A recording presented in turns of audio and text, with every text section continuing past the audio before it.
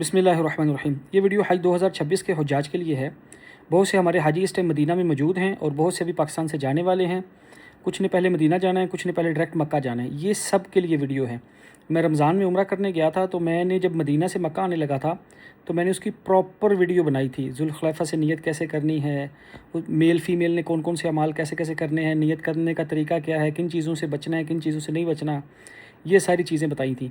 इसके बाद मैंने तवाफ़ का आके प्रॉपर मताफ़ में बैठ के बताई थी A to Z चीज़ें, मेल का भी क्या तरीका है, फ़ीमेल का भी क्या तरीका है।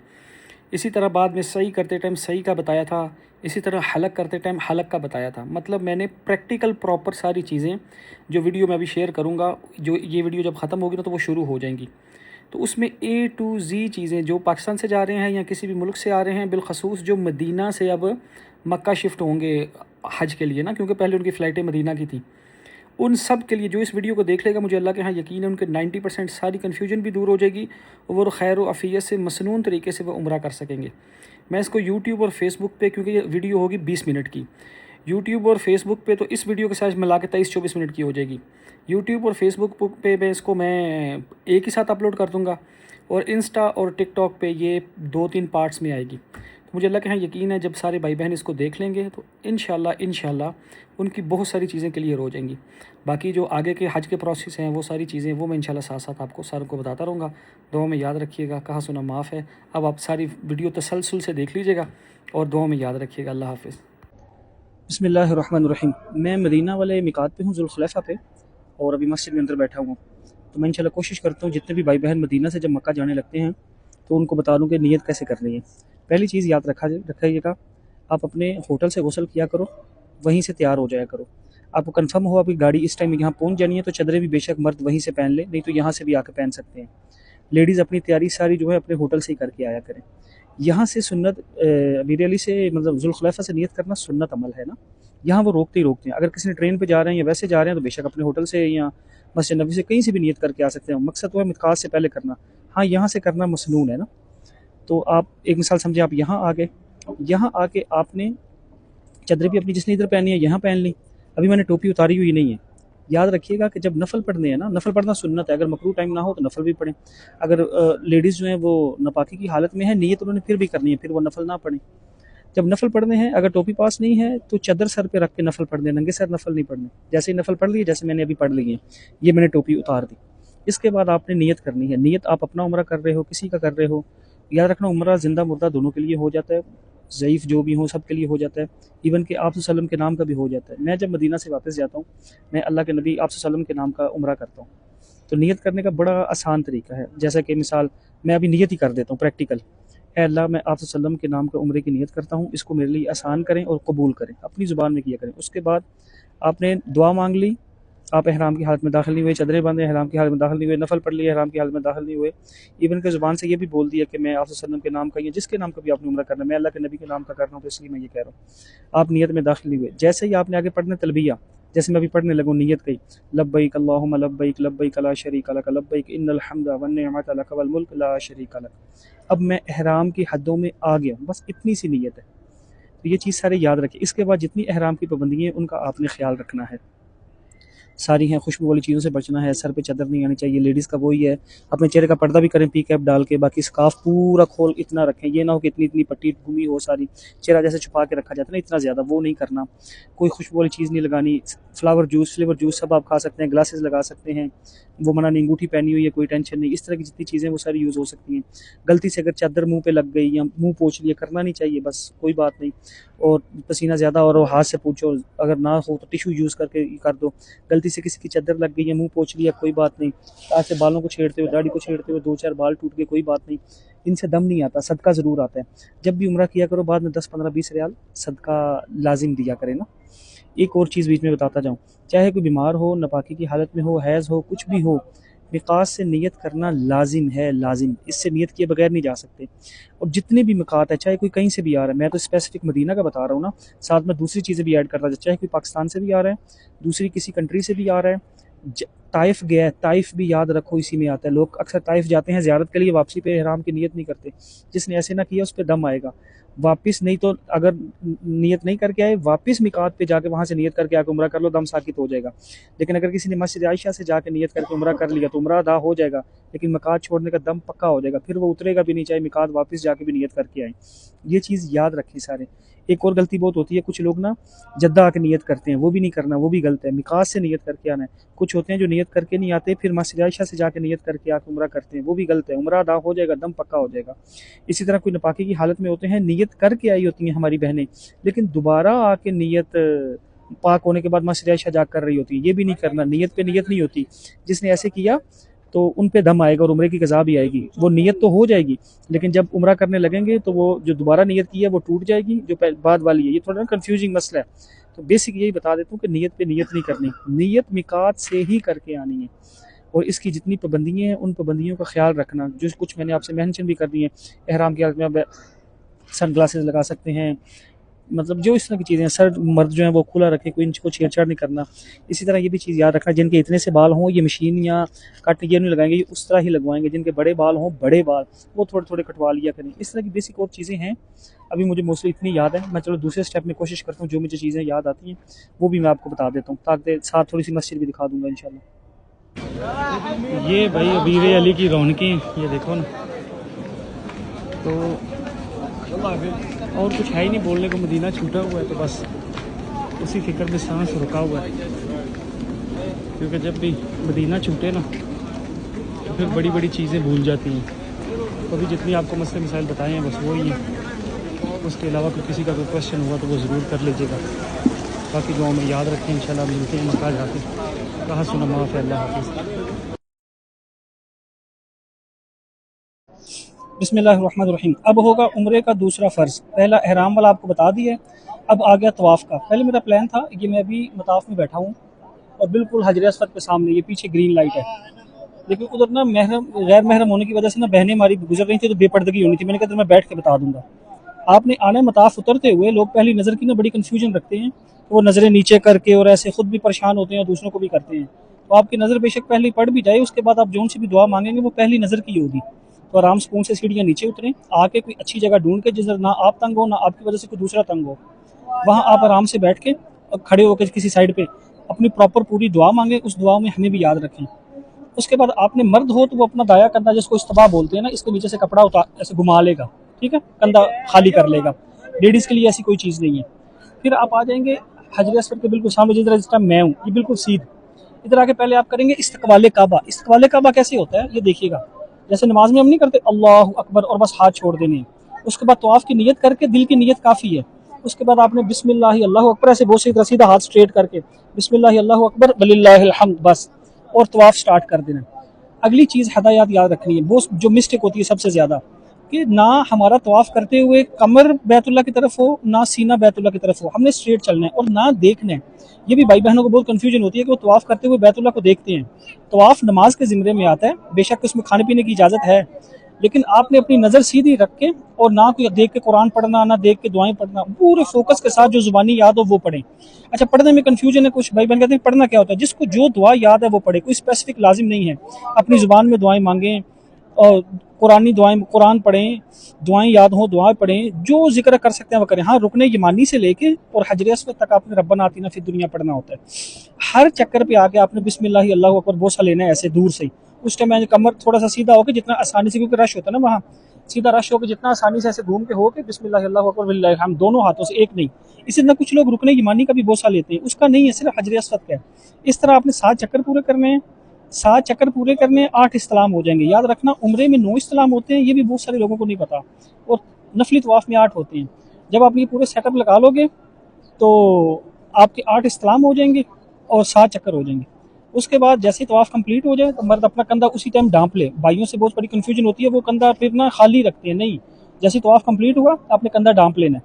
और याद रखना ये वैसे भी नफली तवाफ़, ये उम्रे वाले तवाफ़ में होता है कंधा खाली करना, जिसको इस्तबा बोलते हैं। पीछे एक चीज़ बतानी भूल गया हूँ, 3 चक्रों में पहलों में आपने थोड़ा सा अकड़ के चलना है मर्दों ने, जिसको हम रमल बोलते हैं, ठीक है। तो वो मर्द 3 चक्रों में चलें, वो भी हल्का सा बस ऐसे जैसे बस ऐसे ऐसे बंदा चलता है, बस बाकी कुछ भी नहीं करना। 7 चक्कर कंप्लीट होने के बाद कोई अच्छी जगह से ढूंढे जिधर मतलब आपको इजीली बैठ जाए, वहाँ आपने नफल पढ़ने हैं। नफल की नियत क्या होती है? वाजिबुत तवाफ़, ठीक है। अगर किसी को ये अल्फाज ना भी हैं कोई बात नहीं, हर तवाफ़ के बाद नफल पढ़ने होते हैं। और तवाफ़ 7 चक्रों का ही होता है। मैं बेसिक बेसिक चीज़ें क्लियर करता जा रहा हूँ। नफल पढ़े, नफल में मसनून दुआ है, सूरत है कुल या अय्युहल काफिरून और कुल हुवल्लाह, वो करके उसके बाद दुआ मांगी। अभी तो रमज़ान में जमजम नहीं पीना होता ना, और रमज़ान के अलावा उसके बाद सैर होकर जमजम पिए, फिर आपका इस पीछे एक इस्तलाम रहता है। उसमें होता क्या है कि वो आप सही वो आगे वाली साइड पे है, या तो वहाँ से वापस आओगे वो मुश्किल हो जाता है, नोवा इस्तलाम करना है, या फिर आप सही की तरफ चले जाओ। जाते हुए रास्ते में आपको ग्रीन लाइट दिखेगी सफ़ा मरवा जाने से पहले, उस ग्रीन लाइट पे नोवा इस्तलाम करें और सफ़ा मरवा की तरफ चल पड़ें। तो इन चीज़ों का ख्याल रखें। रोज़े रमज़ान है, रोज़े ना हो, अगर किसी को भूख हो तो एहतियाती वो कोई चीज़ हल्की फुल्की साथ खा सकता है। इसी तरह जमजम पी सकता है। इसी तरह कोई उज़र की बिना पे बोल सकता है। नमाज का टाइम बीच में हो जाए, आप वहीं तवाफ़ रोक के अपना नमाज पढ़े, फिर वहीं से शुरू कर दें। अगर वो जगह ना याद हो तो वो वाला चक्कर शुरू से शुरू कर दें। इसी तरह अगर किसी को वॉशरूम आ जाए तो वो उस जगह छोड़ के वॉशरूम करें, वॉशरूम करके दोबारा वुज़ू करके उसी जगह से भी शुरू कर सकते हैं, और शुरू से भी शुरू कर सकते हैं, और जिस चक्कर से छोड़ा था उस चक्कर से भी शुरू कर सकते हैं। ये सारी चीज़ें इसमें हो जाती हैं। और क्या चीज़ें रह गई? हाँ, इसमें एक चीज़ ये भी याद रखनी है कि उम्रे वाले तवाफ़ में जब आप ihराम की हालत में हो, बैतुल्लाह को हाथ नहीं लगाना, उसमें खुशबू लगी होती है। ना हजर अस्वद पे जाना है, ना रुकन यमानी पे जाना, ना गुलाफ़ काबा को हाथ लगाने जाना है। जिसने वो किया उस पे दम आएगा, क्योंकि खुशबू लग जाती है। तो इन चीज़ों का ख्याल रखना। बाकी ना आप किसी को धक्का दें, ना आपको कोई धक्का दे, इस चीज़ का ख्याल रखें। ज़रूरी नहीं कि आप क्लोज़ जाएंगे, जितना क्लोज़ बैतुल्लाह के होने की कोशिश करेंगे फिर लोगों से टकराएंगे ना, इस चीज़ का ख्याल रखना। बहनें अगर आई हुई हैं, उन्होंने कोई सेफ्टी पिन लगाई हुई, कोई ऐसी चीज़ हमारी ज़मीन पे ना गिरे जो हमारी वजह से किसी के पाँव को लग जाए और नुकसान हो। इन चीज़ों का ख्याल रखना। तो इंशाल्लाह इस तरह आपने तवाफ़ कंप्लीट करना है। इसी तरह याद रखना, अगर आपके साथ बच्चे हैं तो पूरी कोशिश करें उनसे सारे अमाल करवाएं, जितना अफ़ियत आसानी से हो सके ना, इन चीज़ों का ख्याल रखना साथ। और नाबालिग हैं, अगर उनसे कोई छोटी मोटी चीज़ रह भी जाए तो उन पर कोई दम या कोई इस तरह की चीज़ नहीं आती। अगर किसी को कोई ऐसा इन्फेक्शन हो कि नंगे पाँव चलने में इशू है, तो वो पाक चप्पल इस्तेमाल कर सकते हैं। मर्द हो तो कैंची चप्पल इस्तेमाल करें, फीमेल कोई भी चीज़ कर सकते, लेकिन वो स्पेसिफिक फिर आपकी तवाफ़ के लिए ही हो, ना कि वैसे। लेकिन ये उज़र की बिना पे है, बिला उज़र ऐसे बिल्कुल भी नहीं करना चाहिए। अच्छा, इसमें एक चीज़ ये भी याद रखनी है, बहुत से भाई बहन ये समझते हैं कि हमने जो नफल पढ़ने वो मुकाम इब्राहिम के पास ही पढ़ने हैं। नहीं, ऐसा लाजिम नहीं है। हरम में जहाँ भी आसानी फ़ियत से जगह मिल जाए वहाँ पे आराम से पढ़ें, और वो आप नफल सब जगह पे पढ़ सकते हैं।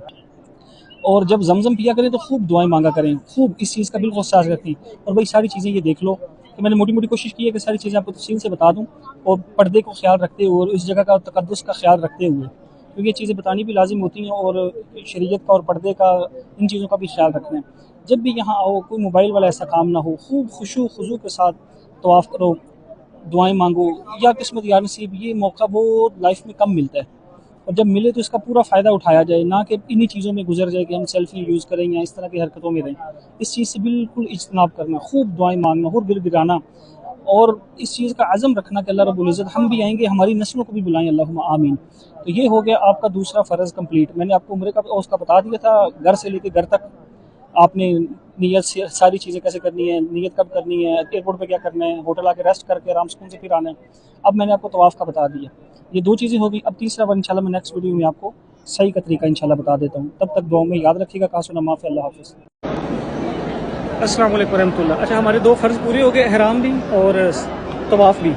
अब हम जा रहे हैं सही की तरफ। तो जो उम्रा कर रहे होते हैं ना, उनके 9 इस्तिलाम होते हैं। 9वां इस्तिलाम वो नीचे मताफ़ में भी जाके कर सकते हैं दोबारा हजर अस्वद के पास, लेकिन वो थोड़ा मुश्किल हो जाता है। मैं ये कहता हूँ कि आप सही वाली साइड पे आ जाया करो। जैसे ये देखो, वो सामने सही है और ये ऊपर ग्रीन लाइट है। यहाँ आओ, ये मस्जिद का हिस्सा है, सही वाला मस्जिद का हिस्सा नहीं है। वहाँ जाकर नहीं तो 9वां इस्तिलाम करना है। यहीं पे इस ग्रीन लाइट पे आओ, ये सारा मस्जिद कहीं जाइए, देख लो ये सारा तवाफ़ हो रहा है। यहाँ खड़े होके अपना 9वां इस्तिलाम कर लो, बिस्मिल्लाह अल्लाहु अकबर वलिल्लाहिल हम्द। तो 9 इस्तिलाम पूरे करके और आगे सही की तरफ चल पड़ो। अच्छा, अब ये भी आ गए हैं सफ़ा पहाड़ी पे ना।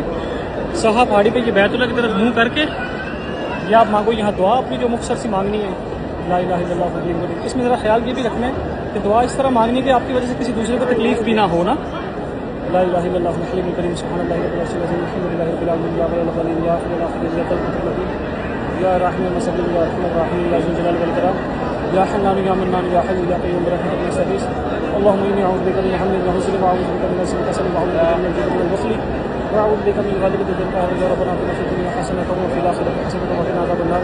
अल्लाह जिन जिन भाइयों ने जो जो दुआओं का कहा था सबकी कबूल मंजूर फरमा, जो नहीं कह सके अपनी रहमत से उनकी भी नेक हाजतों को कबूल फरमा, हम सब इस घर की सादत नसीब फरमा, कभी बेशी अपनी रहमत से माफ़ फरमा, इस घर का हक अदा करने की तौफीक अता फरमा, हर अमल सीख के करने की तौफीक अता फरमा, अफियत फरमा, खैर फरमा, खलास फरमा, बरकत फरमा, रहमत फरमा।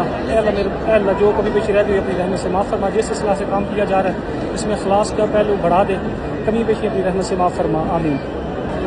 अच्छा, अब इसमें अभी ये देखो ना, रश की ये पोजीशन है, इसमें ये होगा कि अभी हम सही कर लेंगे। सही में से एक चीज़ याद रखो, सिंपल आपने 7 चक्कर ही लगाने हैं। चक्कर सफ़ा से ये शुरू हुआ है, मरवा पे जाऊंगा 1 चक्कर, मरवा से वापस सफ़ा आऊँगा 2 चक्कर, फिर सफ़ा से मरवा, ये 3.5 चक्कर 7 हो जाते हैं। कुछ बेचारे डबल लगा के समझते हैं कि 1 चक्कर हुआ है, तो ये नहीं है। यहाँ से सफ़ा गए, वहाँ पे 1 चक्कर, सफ़ा से मरवा गए 1 चक्कर, मरवा से फिर सफ़ा आए 2 चक्कर, इस तरह ये 7 चक्कर होते हैं। अच्छा, इसमें एक चीज़ याद रखिएगा, तवाफ़ में वज़ू होना फ़र्ज़ है, ठीक है। सही में अगर किसी का वज़ू टूट जाए तो यहाँ सुन्नत है, होना चाहिए, लेकिन अगर टूट जाए तो कोई बात नहीं। देख लो रश की पोजीशन, ये देखो, अल्लाहु अकबर। इस चीज़ का ख्याल रखना है। आगे अभी आने लगी है ग्रीन लाइट। ग्रीन लाइट पे ना कुछ भाई बहन ना बड़ी स्पीड से भागते हैं, वहाँ भागने का हुक्म नहीं है, सिर्फ हल्का सा तेज़ जैसे बना ऐसे ऐसे ये बस ऐसे चलने का हुक्म है। इन चीज़ों का ख्याल रखा जाए। इसी तरह अगर किसी को कोई ज़मीन ठंडी लगे तो वो जूते पहन सकता है, हों बस पाक तो वो जूते पहन सकते हैं, ताकि किसी को इन्फेक्शन होता है, ठंडी ज़मीन लगती है तो वो जूते पहन के भी सही कर सकते हैं, ये इसकी गुंजाइश है। लेकिन उज़र की बिना पे, मतलब वैसे नहीं है कि इस तरह करना चाहिए। अब ये देखो ना, ये ग्रीन लाइट आ गई है ना, तो यूँ यहाँ भागना नहीं है, सिंपल ये देखो, ये ग्रीन लाइट आई, बस ये आप चलना शुरू हो गए। आपको याद जो भी है वो पढ़ते रहे, सुभान अल्लाह, अल्हम्दुलिल्लाह, ला इलाहा इल्लल्लाह, अल्लाहु अकबर, ला हौला वला कुव्वता इल्ला बिल्लाहिल अलिय्यिल अज़ीम। ये इसके अलावा किसी को कोई भी जिक्र याद हो, अगर दुआ किसी को याद है वो पढ़ ले, जिसको जो आता है वो पढ़ ले। जिक्र में किसी चीज़ की कोई पाबंदी नहीं है कि आपने कोई स्पेसिफिक जिक्र करना है, कोई भी जिक्र, अपनी ज़ुबान में दुआएं मांगनी हैं वो भी मांग सकते हैं। अच्छा, भी इसमें एक चीज़ और याद रखनी है, महज थकावट की वजह से बिला उज़र आप व्हील चेयर पर बैठ के ना तवाफ़ कर सकते हो ना सही कर सकते हो। जिसने ऐसा किया तो वो नहीं होगी और उस पर दम भी आएगा, जहाँ उसको दोबारा लौटाना पड़ेगा उसी एहराम की हालत में, ये नहीं कि दोबारा।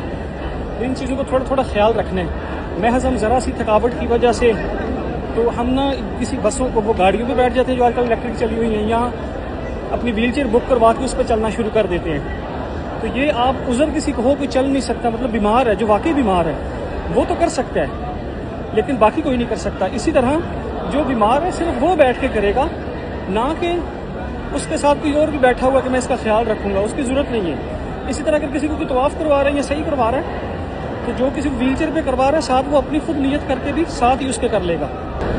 और इसी तरह याद रखना है, जो लोग मरवा पे नफल पढ़ते हैं ना, जो तवाफ़ के बाद नफल पढ़ने होते हैं वो वाजिब है, वो पढ़ने ज़रूरी है। लेकिन जो सफ़ा मरवा करके नफल पढ़ने वो मुस्तहब है। लेकिन अगर किसी ने उन नफलों को पढ़ना है तो वो मरवा पे नहीं पढ़ेगा। लोग आजकल मरवा भी पढ़ना शुरू कर देते हैं, वो मस्जिद जाके पढ़े, ठीक है। अगर मस्जिद जाके पढ़ें लेकिन मरवा पे ना पढ़ें, ये चीज़ याद रखिएगा।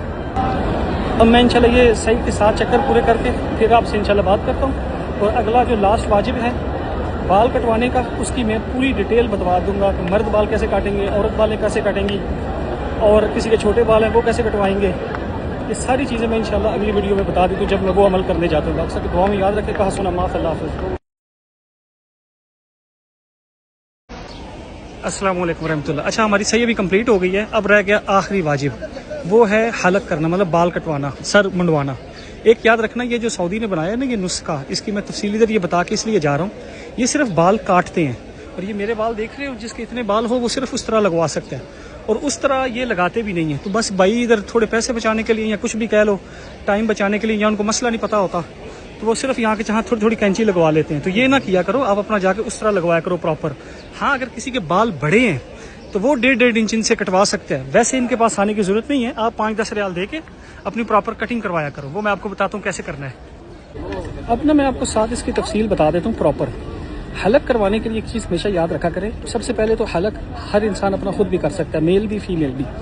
और अगर किसी ने दोनों ने सही कर ली हुई है, फिर भी जैसे हम 2 भाइयाँ भी आए होंगे ना, तो हम दोनों ने सही कर ली हुई है तो हम एक दूसरे के बाल काट सकते हैं। इसी तरह मियाँ भी आपस में भी हों, एक दूसरे के बाल काट सकते हैं। कोई और महरम भी हो वो भी एक दूसरे के बाल काट सकते हैं। मर्द ने क्या करना है, पहले मैं मर्द का बता देता हूँ। अगर किसी के मेरे जितने बाल हैं तो इसको उस तरह ही लगवाना है, ये मशीन भी नहीं लगवा सकता। अगर ये मशीन लगवाएगा इसको फिर भी दम आएगा, इसको उस तरह ही लगवाना है। हाँ, अगर किसी के बड़े बाल हैं, मतलब कि इतने बड़े बाल हैं, तो वो 1.5 इंच कटवा के कसर में आ सकता है, तो वो एक सूरत अलग है। तो बेहतर फिर भी ये कि आप वो हालांकि करवाया करें। लेकिन आजकल ये जो ट्रेंड चला हुआ है ना, 3-4 जगहों से टक लगवा लेते हैं, वो एहराम की हालत से बंदा नहीं निकलता, तो उसकी वजह से वो बहुत सारे उस पर दम भी आ जाते हैं और मसला भी सारा ख़राब हो जाता है। ये चीज़ सारी याद रखिएगा। अब आ जाए बहनों की तरफ। बहनों ने क्या करना होता है, बहनों के जो भी लेडीज़ होती हैं उनके बाल जो होते हैं ना, किसी के ओवल शेप होते हैं, किसी के नीचे स्ट्रेट होते हैं, किसी ने स्टेप कटिंग करवाई होती है, हर किसी का अलग सिनेरियो होता है। उसका सबसे बेस्ट तरीका ये होता है कि अपने बालों की चुटियाँ तो बांधी होती है, या ना भी बांधी हो तो बालों को 3 हिस्सों में करके ना, 3 पोर्शन करके, तीनों को 1.5 इंच काट दिया करो, ताकि आपका प्रॉपर पूरा हलक हो जाए। ये इसका तरीका है। ना इस तरह नुस्ख पे किसी जगह खड़े होना है, ना छोटे मोटे टक लगवाने हैं जो 2-4 जगहों से लगवाते हैं। या हमारी बहनें बिल्कुल हल्के से, किसी के लास्ट से हल्के से बाल होते हैं, बस वो थोड़े से काट देते हैं, वो भी नहीं, प्रॉपर एक 1.5 इंच बाल काटा करो। ये चीज़ याद रखें। इसी तरह फिर बहनें इस चीज़ का ख्याल भी रखा करें कि उम्रें भी ना सिर्फ 3-4 किया करो। वो 10-10, 12-12 उम्रें आप करोगे तो जारी बात है हर बार बाल तो कटेंगे, तो वो तो फिर बॉय कट हो जाएगा। और मर्द भी इस चीज़ का ख्याल रखें, बेशक करने जायज़ हैं, लेकिन आप रोज़ करो। और एक और चीज़ याद रखना, जिसने रोज़ उम्रा किया, बाल हर बार काटने हैं। मर्द के अगर सर पे उस तरह नया ताज़ा भी लगा हो, फिर भी वो उस तरह लाजिम ऊपर फिरवाना पड़ेगा प्रैक्टिकली। वो अमल अपनी तरफ से पूरा करना होता है। तो ये चीज़ें याद रखिएगा। बाकी अगर मुझे इसमें कोई क्वेश्चन याद आता है फिर मैं बता देता हूँ, और साथ अपना हलक करवा के भी बता देता हूँ।